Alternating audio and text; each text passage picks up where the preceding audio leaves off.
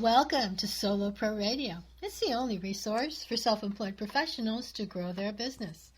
I'm Barbara Saunders, the Solo Pro Success Coach, and it's my mission to help brilliant creative solo pros go from floundering to flourishing. And I do that as the director of the International Association of Self-Employed Communication Professionals and as the founder of the Solo Pro Academy, where I have programs focused specifically on helping solo pros build a profitable, custom-fit business. Swing on by soloprosuccess.com and pick up your free Income Accelerator Success Kit. If you'd like to join us, zip over to Solo Pro Radio on Facebook and like our page. You'll be able to ask questions, get to know our co-hosts, and find resources to help you connect and grow. Today we're talking about video for solo pros. Video is one of the most powerful ways to present yourself as an expert, position yourself in front of your desired high-paying clients, and to get yourself visible on the internet. Excellent SEO is done through YouTube and Google when you have a video. So I'm really thrilled today to welcome Glenda Shaw, a two-time Emmy-nominated producer and writer, and she's been in the communications industry for over 30 years as a journalist, TV, radio, and internet expert. Glenda's career has covered every level of production, creating shows, managing productions and talent, and delivering social media strategies. Her company, G. Shaw Media, has a vision to produce innovative, mindful content by creating marketing intelligence and providing a full-service production system. Her goal is to empower her clients to discover their own unique mission and message. Glenda started her career as a journalist in Santa Barbara, then moved to Los Angeles and New York, where she quickly rose from producer to supervising producer on talk shows like Montel, Rolanda, and Lisa. She's a video production expert, and she teaches a web production boot camp at Saddleback College in California. It keeps her current and competitive in all media. Welcome, Glenda. Thank you so much, Barbara. I'm so thrilled to be here and talk to your listeners and you about video on the web. Well, I'm honored to have you on the show today. It's really exciting. Tell us a little bit about, you've got such an extensive background in traditional media as well as internet. Tell us a little bit about how you came about and some of your experiences. Well, I started, as you said, in journalism many years ago, but I would say starting in the 90s with talk shows, I started with Marsha Warfield, which was a live NBC show, and then I went on to Montel. And being someone that I always kind of thought outside the box, and when I was at Montel, what I tried to do is really push content. And I know that we all know the talk shows at that period were more salacious, but I do things like I get triplets on and have them all dressed the same and talk to them about their experiences. So I really kind of try to push the envelope into visual, video content. And then when I went to Rolanda, soon after that I went to Rolanda and worked with Rolanda in New York. It was her TV show. And we were really like the precursors to the reality genre because we would take family stories, and then we'd roll out the stories over a couple of days. So people got a real sense of who these people were. Now, this is in the days where reality wasn't even on the networks at that point. This was years before that. And then kind of after that, I came back to L.A. That was all in New York, and I came back to L.A., and I worked for Lisa, and we did a lot of great news stories, behind-the-scenes news stories, and really going for the content, really striving for content. And it wasn't really till I went to the Tom Green show for MTV, I was working as a supervising on that when I got into the interactivity, he was very kind of responsive to his audience, and he wanted to really find out what his audience wanted him to do. I was on a nighttime show, it was a midnight show, and he was saying, I really want to know what my audience is thinking. I want to know their pulse. So he was kind of an innovator of, really being, again, this was kind of early 2000s. And we did a show where we did a competition. You send in a video to Tom Green, and he will select what little township he'll go and do a show from. And that was really the first transition going into listening to audiences and finding out what your listeners or quote-unquote clients want from you. We're starting the conversation. And Interesting.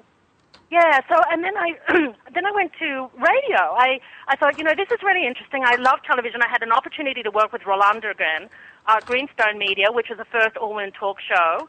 It was touted as that. I wouldn't like to absolutely put down that it was, but it was a really great opportunity to launch a women's talk show. It was syndicated. We produced content, and it was syndicated to affiliates.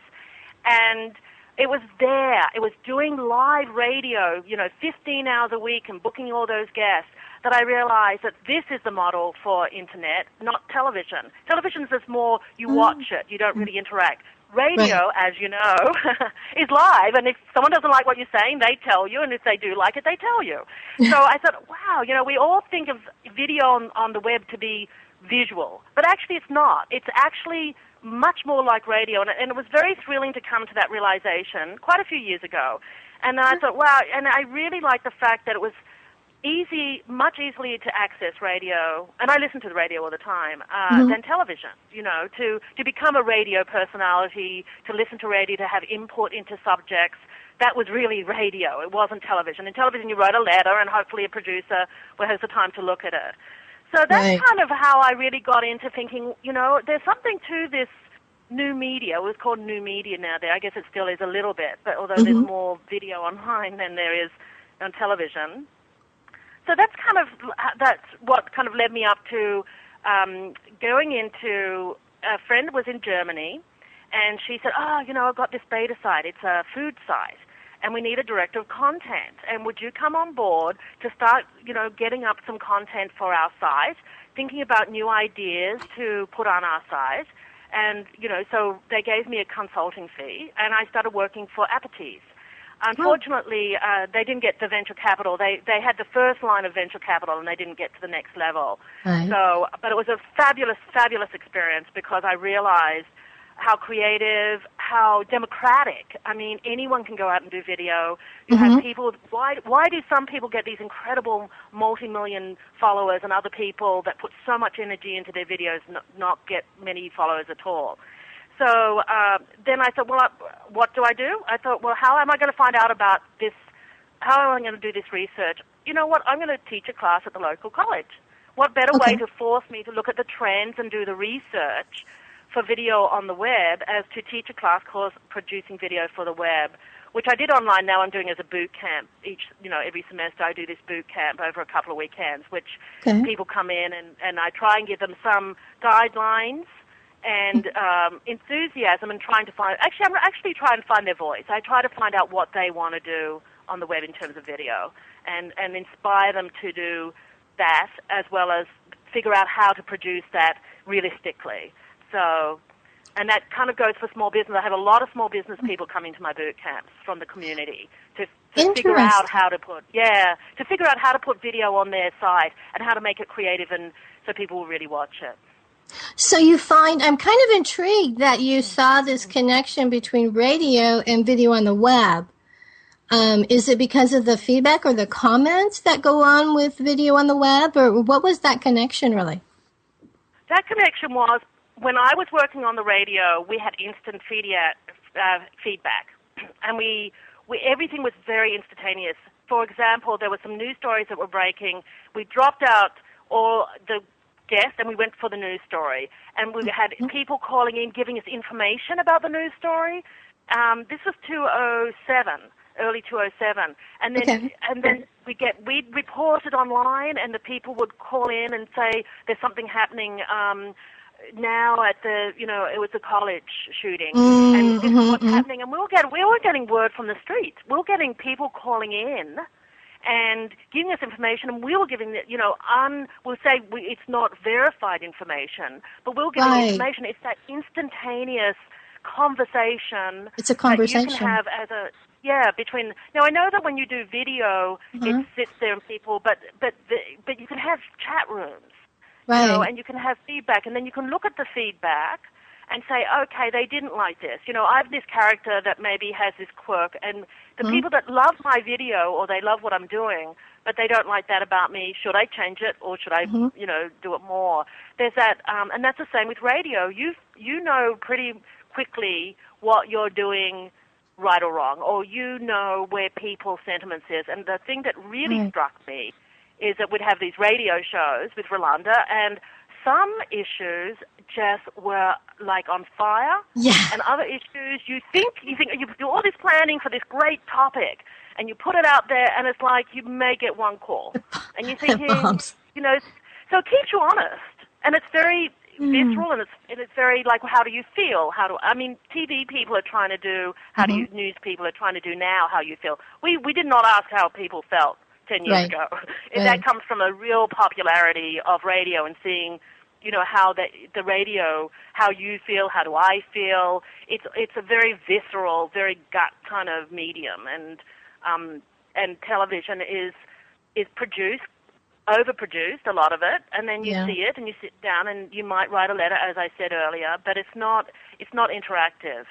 No, I love that point. I mean, that is really relevant, I think, especially to what we teach at the Solo Pro Academy, is that you've got to be having a conversation with your target clients to know what they want. And I love that you brought in the how do you feel part, because we're an emotional driven, you know, species. That's why we buy emotionally. We get involved emotionally. So it's very interesting that that this medium actually allows that. Can you give us maybe an overview of some of the different types of videos that are currently out there on the web? Well, what I thought would be really helpful, absolutely, and there's all different times, and it's exciting. It's such an exciting time to be in business and have access to video, because there's so many tools for you to really put great video online and do stuff that you maybe couldn't afford, or you didn't know how to do the initiative. So basically, you know, I teach, as I said, I teach this, so there's all different kinds, you know, genres. But I thought what I might hit, just to help as an overview for your listeners and for you, just going over about the messaging, because I would say that because it's a business-oriented conversation, we're looking at kind of messaging and style. We're looking at your style of business and your messaging. What are the messages you're giving out, and what kind of style do you want to present that? You know, do you want to... and this is... So there you have the corporates. You have... I'm going to hit 3 points. So the first one is really the corporate brands. And the corporate brands... like IKEA. Just take IKEA. They do a comedy show with Ileana Douglas. And basically they have it set that she's a worker in IKEA. And it's very funny, very, very funny, and it's online. And I think they were picked up last year. I don't know how many series they have now. And that's a corporate brand, lots of money. She's a well-known comedian, probably gets a pretty decent pay. And there's another one, which was a hair product. I think I forget what it was. And they did a kind of a young, hip Friends in New York. So they do either series, like a Weber series, or comedy. The biggest genres really, really on the internet that seem to garner, besides the music videos, how-to and comedy. You know, like Funny or Die is a really popular site. So IKEA went with a kind of comedy, and the big Trisone went with more like a yuppie, trying to make it in the fashion world.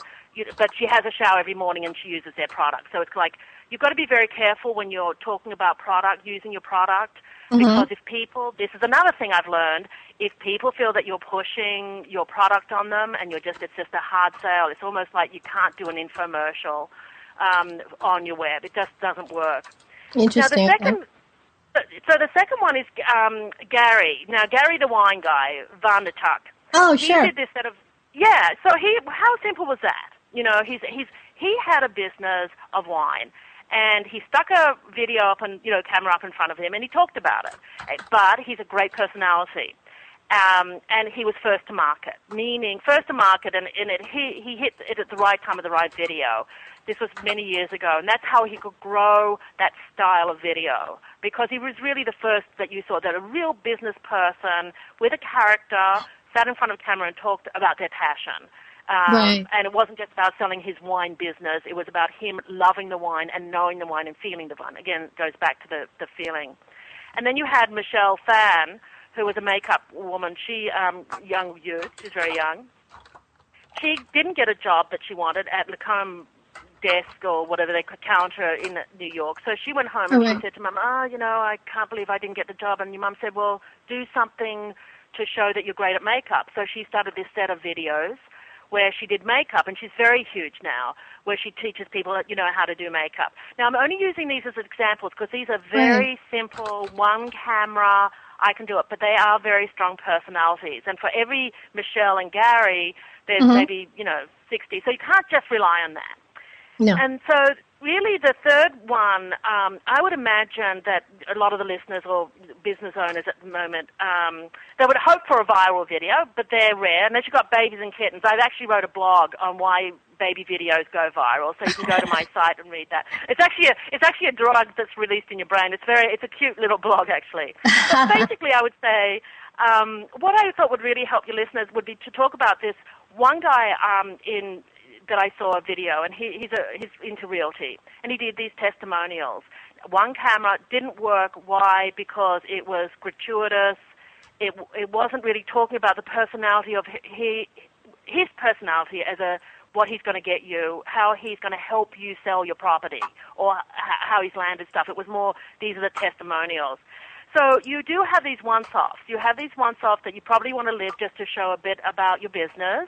Right. And I think that that's a kind of third point that I want to hit, and that's us. That's the rest of us. We don't have the passion of youth to do lots, although I do encourage the more that you put up there, the more likely you're going to be seen. But I think that a lot of people just want, a really good maybe video on their business side to show their personality and to really get across what their business is and who they're dealing with. It's a meet and greet kind of thing. So that's kind of the area I thought.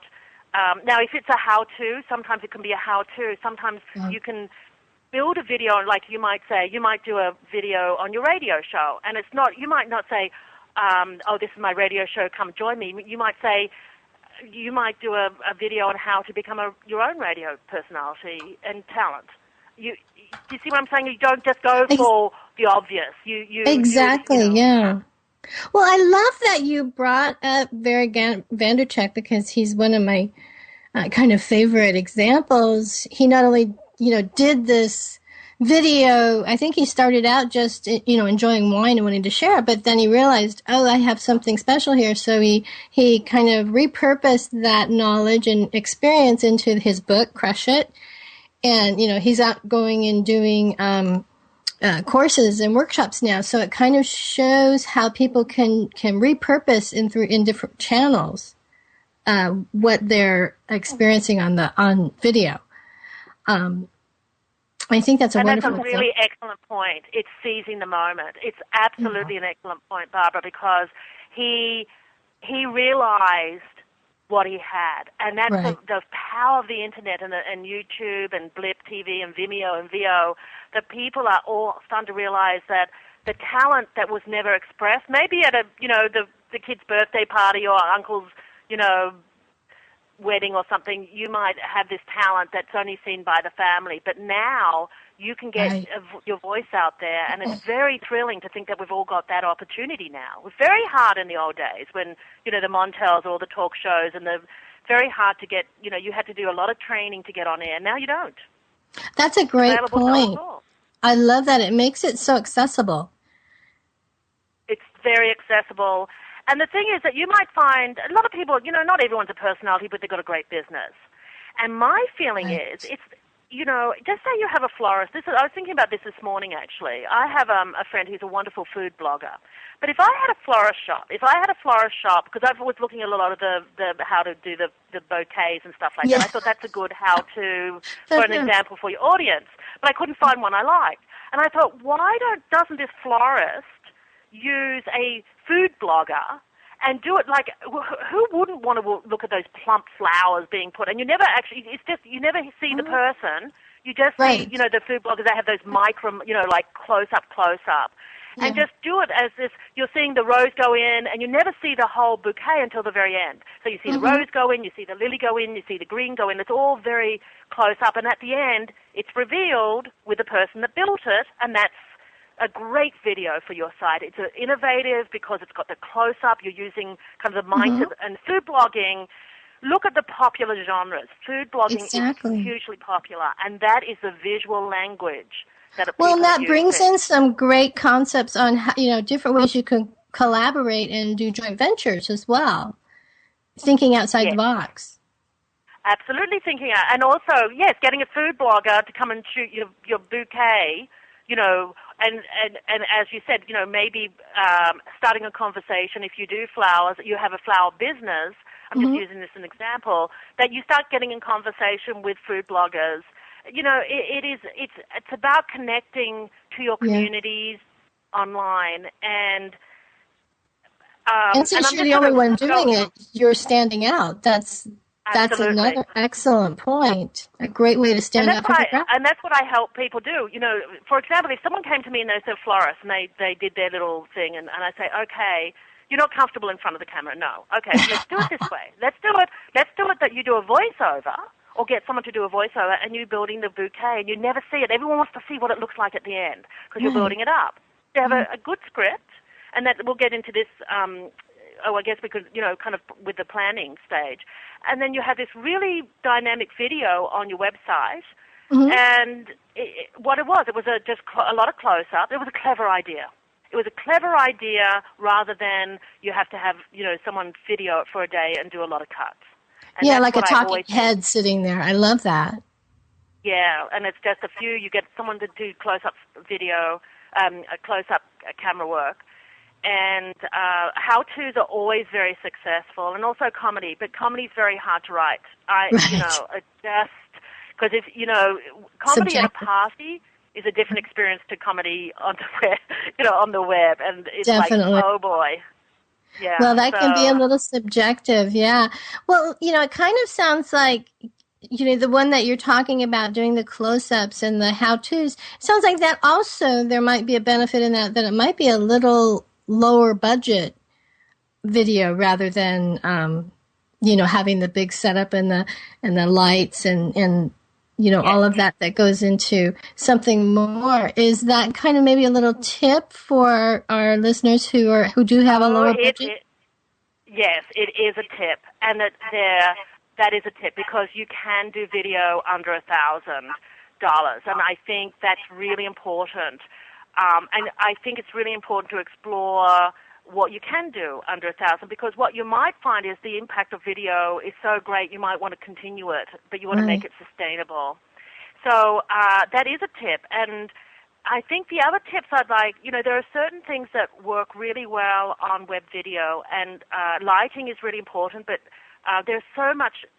The thing I found out is if you don't know something, there's so many blogs and people that can help you online to teach you. And with lighting, I saw this great blog, and I think it's on Mashable, and you have the lighting kit of the professional, the lighting kit of the person that wants to do a video under $1,000, and they do have blogs how to do a video under $1,000. Oh. And the lighting kit, it's like $4 from, one of the Home Depot, and the professional one. And then you look at the lighting and, there's a little bit of difference, but not that much for, unless you're a really discerning eye, And a lot of it is planning, as I said, that bright idea, really brainstorming with your friend, even doing a few run-throughs of ideas. And what I would like everyone to do is, if you really are serious about videos, start watching videos. My whole quarter of my boot camp is just watching what's working on the video, what brands are buying what, who's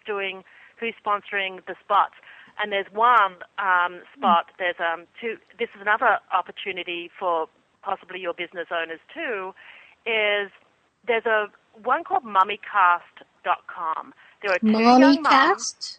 Mummycast, MOMMYCAST.com. Okay. There are two women, the old days, the two women, they had a green screen. Green screens are really, really good. A little bit more difficult in edit, but they put a green screen behind them, and they did a nice little graphic at the open, and then they just talk about their young mothers. They were in a career, they became young mothers, and now they talk about being mothers and diapers and, food and stuff like that. And they have this green screen behind them with they have this green screen where they have these fancy, kind of very psychedelic looking visuals. And one day they talked about the Penguin, March of the Penguins, and there was a blip in the movies that coming weekend.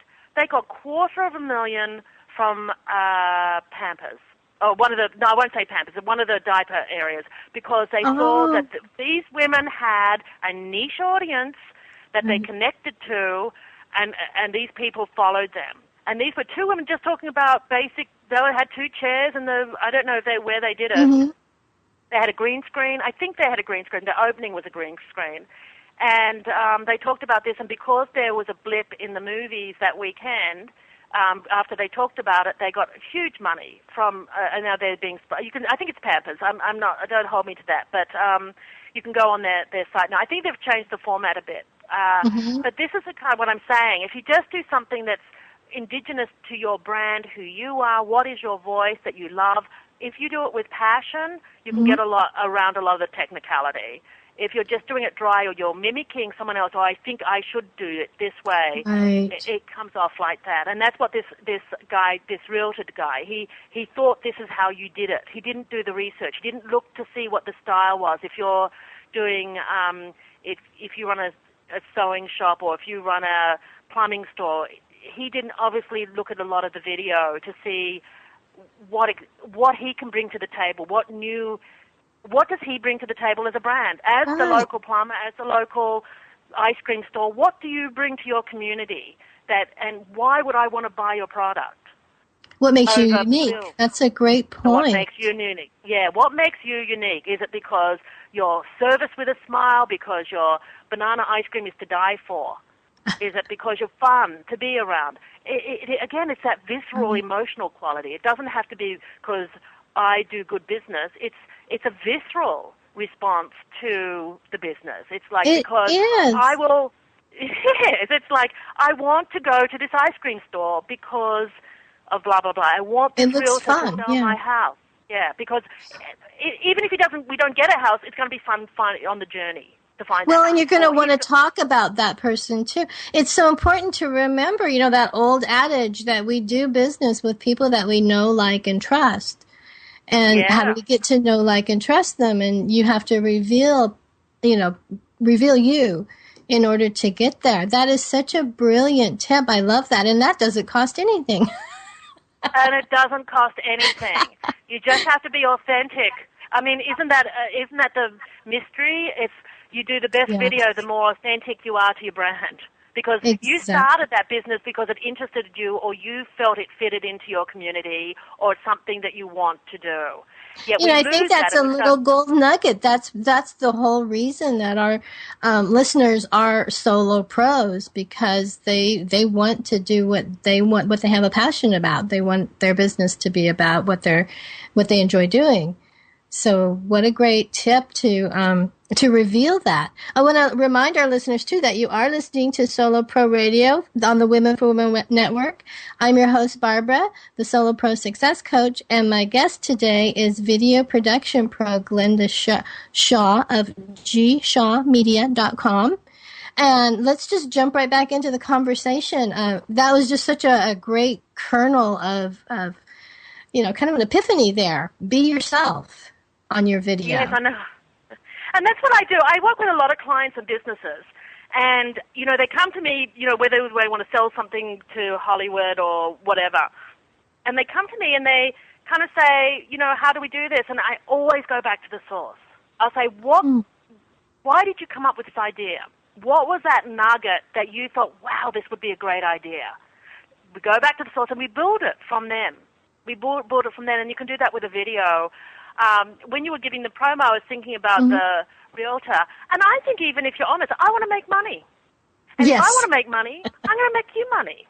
That's fine. People prefer honesty than, I'm loyal and I'm honest. No, I want to make money. I've got young kids. I want to make money. And everyone loves that. You're bold. That's being courageous, And if I want to make money, then I can help you make money. If that's your business. I don't know what your business is. But I do think it's definitely worth looking at a lot of video online, seeing what you like, what your tastes are, and going from there. And I think you can get it under 1,000. And another way to get it, the thing is to think of prepare. Really get the ideas down. Do your market research online. Look at all the videos. I like this. I like that. I can handle this. Will I green screen? Okay. And look at that. And then make sure you've got good lighting and audio. Mm-hmm. Ironically, as we're talking about radio, audio is very important. That really tells the difference between professional and amateur, is the audio. Because everyone pretty much can get pretty good visuals. Yeah, it could be blurred, but then you couldn't stick in graphics if it doesn't work. I don't want to say save it in post, because that's not successful. But I think that audio has to be good, and video is usually good. I've seen bad video, but you can even make fun of that, or if it's really bad, you can put that in, some visuals in later. And then edit, and then find out a good edit. Now, you can edit yourself. There's a lot of very affordable systems. A wonderful resource for any of this is lynda.com. Lynda, okay. Lynda.com is a wonderful resource for everything, like from Outlook to everything. But they have some really good edit now, webisodes and things like that. So let's say you got your planning going. What's the thing that you consider first? The first thing is the idea. And I would just get an idea down, see a video that you think you can, it's not too difficult. Try and get it done in 1 or 2 shoots. Don't make it too difficult. Keep it simple. I have a very wise friend that says, simple don't confuse simple with easy. Easy is just slap something together. Simple is you prepare it to make it look seamless. And that's what you're trying to do. So you do a lot of video research, and you look for videos you like. And if green screen's really good because you can have a lot of takes, and then you can just cut simple ones together. So you plan it. You say, okay, well, this is a style. Maybe do a little storyboard. Maybe talk to your friends. Would this work for you? Would you respond to this? Get a little focus group going before the shoot date. On the shoot, because that's free, isn't it? Most of your friends won't, have a nice cup of coffee or some cup of tea or some wine, and have them say, if you saw this video, how to, just ask them or feedback from them. And then the shoot done. Now, there's a few ways you can go with a shoot. I love the fact there's a lot of local colleges that have cinema and television classes. You can go on Craigslist. It's always good. If you ever get someone to come in and film you, make sure you look at their existing video, what they've done. Very, very, a lot of people think they are better than they are. Now, another opportunity would be, Good point. Trust me, I've been down that road many times in my career.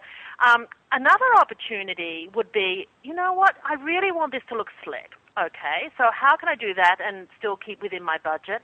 Then you find 2 other friends that have got businesses. You hire someone for a day's shoot, get good quality videographer that's also got audio, and then you split the time because you've done your preparation. So you do your preparation. The videographer, it depends where. I don't want to give a price because it really depends if you're in a where you small are, or a large sure. city. Yeah, and then you can say, okay, from 10 to 12, Glenda has it. From 1 to 3, Barbara has it. From 5 to... So you have a day, because it's usually a 10-hour day with a videographer.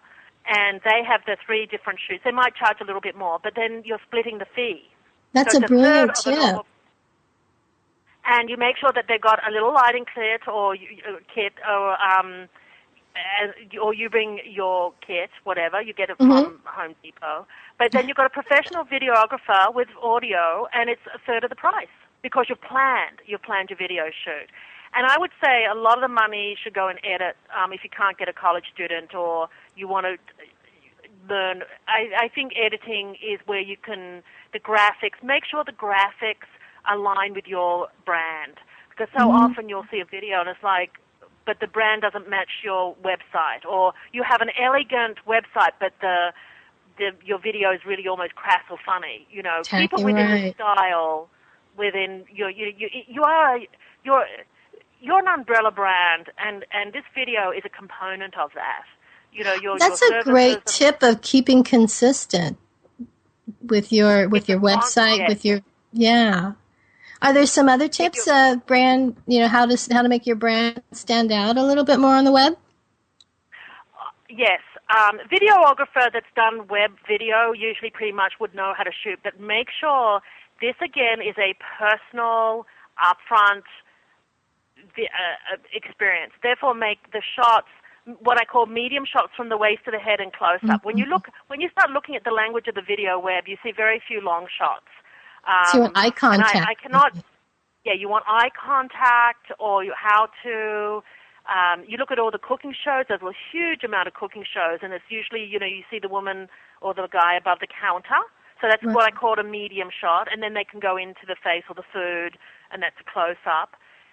Make sure you just know. Really, the tip is making sure you know the language of the net. Just really look and have a discussion with your friends, your partner, your spouse, whatever, about what you're seeing. It's a close up, because you look at Michelle Phan.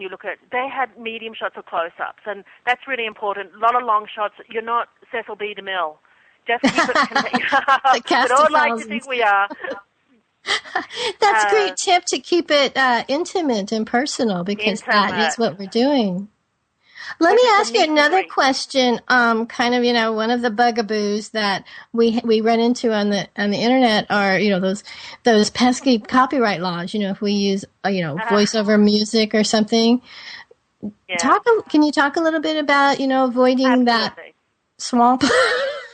Well, basically, the great thing about coming from, television and radio, we always had copyright issues. So I just took that into the web. And I've noticed they've become a lot stricter. But there's so many ways around that. And also they're getting much more legal, too.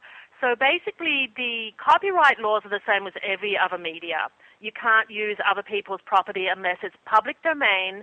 Now, there's a site called CreativeCommons.com, and there's a lot of people that will upload their music to Creative Commons. Now, I think they've just recently changed their website. I should have checked it. But if anything with Creative Commons, it means you can use it that's copyright free. And it's very important that you see it's public domain or it's copyright free. Now, having said that, there are some fair usage. So, and another thing too, let's keeping to music. So you could have Creative Commons music, which gives you the copyright, and some other public domain that gives you copyright. What I have is on my Facebook, I have a composer friend, and if I want music, I will just say, does anyone know the composer that wants to get access, or give them a small fee, $50. I mean, you can give someone $50 if they will do that. So you could even go and listen to music from friends, your friends or your friends' children or your brothers and sisters, and see if they'll give you the rights. Always get it documented and memorialized. That's the most important thing. Another important thing is if you're doing shoots out in the public, or you're interviewing someone, just say you're doing a cooking show and your neighbor is a fabulous barbecue, always get a release from them to say that you can use their image on your web in perpetuity. Because what you don't want to happen is that somehow the video goes viral and the neighbor gets ticked off, or they want money or something like that. So always treat it like that's, I would say, the strongest part, like traditional media. That's a great tip. So even if you have a testimonial from one of your clients or something, you'd want to have them sign one of those release forms. Great point. Yeah. So how do we get to start the prep for, if we were going to produce our own video, what would be the first thing that we need to start to get us prepped? Take a list. There are 3 parts of production. It's pre-production, which is a planning, maybe a little storyboard, focus about your video, who's going to film it, video it, are you going to use someone from Craigslist and look at their work, are you going to share the cost, where are you going to do it, who's going to be part of it, if it's going to be people coming in that you don't know well, do you have your releases with you, what's the kind of vibe, do a storyboard focus group. Prep. What do they say about theater? 90% casting, 10% production. And that's the same here. The more prepped you are on your day of the shoot, it's going to be what I call a rock and roll set. You just have fun, doing the filming. You're not worried about, why didn't that costume come, or why hasn't Barry turned up? That's, that kind of thing. So really make sure you do pre-production prep, and you can see that. The second is production day. Make sure if you do have a videographer come in, that you do have a lunch prepared, a lot of water. Just make it so everyone is happy. happy set point. makes happy content. And well organized. You know, if someone turns up, you don't want to still be doing the lighting because someone didn't get the notes. Make a sheet. You know, the crew turns up at 10 a.m., talent turns up at 11 a.m., or I have to go and start prepping at 11 a.m. my flowers or whatever it is, and just make it very organized. And then you wrap it up, and then you decide whether you're getting an editor to do it for you, a student editor that you can pay a lot less, but make sure you see his or her work, or if you want to, again, you know, go on lynda.com or find something and do either Final Cut Pro or some of the PC-based edit system. I would say for your first one, give yourself a bit of a break. You might have to spend a little more on your first one, but it's worth it. Get your graphics, because it's very important to have the graphics. It doesn't have to be fancy with things booming out of visuals, although you can get those these days on you can get those fairly easily. But just make sure and then you have the post-production, and just make sure that when you do post-production, you give them a deadline. The worst thing is to be so excited, you've done your preparation, you've done your production, and then, the editor, because it's giving you a kind of you're on their, kind of a cheaper client, you don't get it for months, and then you lose the momentum. You've got it, So make sure you make that very clear, and make sure that you find out what their delivery date. Okay, you said that you can do it in 3 weeks, and most of the editors will say 3 weeks, 1 tweak. That means that you give them the notes. You're very clear about the notes that you want to give them, or you can. Some may let you sit in. That's getting rarer. And then you give them the notes, so you're very clear, and then. I would say if they're a good editor, somehow you've got a really good editor, don't micromanage. Let them do their work because they're more experienced than you. But if they're not delivering what you're wanting, then certainly speak up. And usually they'll charge for an edit and then a tweak and graphics.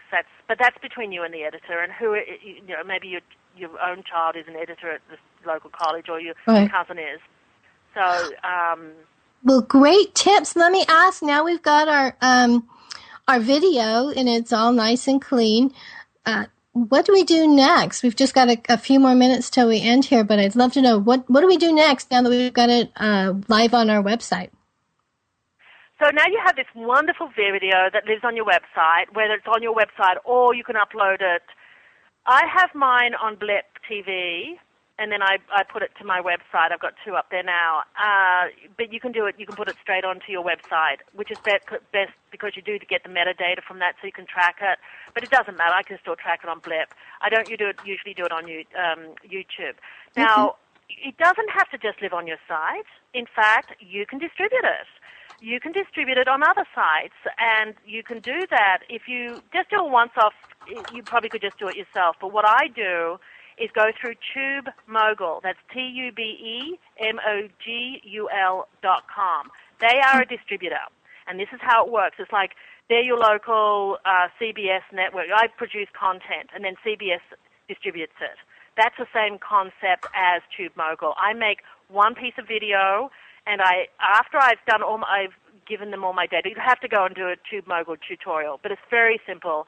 I give them all the data from all the sites I want my video to live on, and then I give TubeMogul that information with my passwords, and then I just upload my video once to TubeMogul, and they distribute it. And every time you do a video, get it distributed, because I've made 12 cents. I repeat, I've made 12 cents off Blip TV from mine. I'm just kidding. You can make money. It's probably not your interest to make money. But, hey, 12 cents is, what is it, like a quarter of a stamp these days? Great But point. if any of your videos go viral, or if you keep them up there, mine is more client-based, so I'm not trying to make money off clients, and it's probably not appropriate anyway. But But that's an opportunity. There are models out there that you can make a little bit of money. But think about distributing. That's where you're going to get people say, oh, that's an interesting bouquet, or that's an interesting way of selling real estate. Let me go back to their site. So it will drive traffic back to your site if you distribute your video. And you can do it, there's a bit of setting up to do on TubeMogul, but once you've done it, you only every time you produce video, you put it up on TubeMogul and they distribute it for you. And so they automate that for you. Yeah, they automate that for you. Up to 12 sites, I believe, is free, and then after that you have to pay TubeMogul. But most of us, I would say, in small business would probably be happy with up to 12 sites to live on, their video to live on those sites. So. Those are excellent tips, and I do love the tip that you used of the mommycast.com where they actually kind of got a sponsorship from Pampers. I know. That's another possibility. And also there's Dad Labs, and they do a lot of consumer reports. They'll talk about, car seats for children, and they do a lot of consumer stuff. And I think they've got a lot of sponsorship. And there was just a passion. It was just like they wanted a dad's POV, point of view. Well, great point. So well, Glenda, I want to make sure that our listeners know where to find you. It's gshawmedia.com. And I believe you said you had maybe a promotion or something coming up that you'd like to get out there? Yes, I am very thrilled to be on your show, Barbara. I really appreciate you bringing me on. And I thought, as a treat for your listeners, if I'd be happy to give them 30% off a consultation if they wanted to if they really wanted to get into getting some ideas for their business and prepping for video for their website or distribution, I'd be happy to give them, just mention Barbara, and we'll give you a 30% discount on your first consultation. Oh, how exciting! Well, I am so thrilled that you've spent this hour with me today, Glenda. It's been powerful. Okay, I really appreciate being on, and I love discussing this with you. As you can see, it's my passion. So. Oh, it is. It's so exciting what we can do today. Thank you for joining me, and thanks to all our listeners for joining us. I want to let everybody know that next Thursday, 1 p.m. Eastern, 10 a.m. Pacific, my guest is going to be Anthony Lopez from eHealth Insurance, and we'll be talking about individual health insurance options for solo pros. And you can learn more about our upcoming shows all week long at soloproradio.com. If you'd like to learn how to attract and engage high-paying clients, swing by soloprosuccess.com and pick up my free Income Accelerator Kit. And finally, if you'd like to sponsor Solo Pro Radio and get extra visibility on our association website and in our weekly e-zine, the Solo Pro News, please contact Dean Piper at W4WN Radio at 561-506-4031, and he will set you up. Thanks so much. And again, swing by Glenda's site, gshawmedia.com. And Glenda, you mentioned your blog. Will they find that at the same URL? The blog is on my website, and I've written, I'm about to write another one, but I've got a number of them, why baby videos go viral. One about a woman, one of the few women that do, that create games. Another techie diva woman that was a Marine, and then she's one of the top techie divas online with her blog. Then I did one about there's a whole new. I'm into the mobile committee for the Producers Guild of America. I'm the Producers Guild and the Writers Guild, and so I've got something about the mobile on mobile, and another one about why some of the producers are not making a good transition to online media. So that's what I've got up there. And as I said, if they mention Barbara's name, I will give them 30% off their first consultation for their video. Excellent. And that is gshawmedia.com. Thanks so much, Glenda. Thank you so much. I've had a lovely time.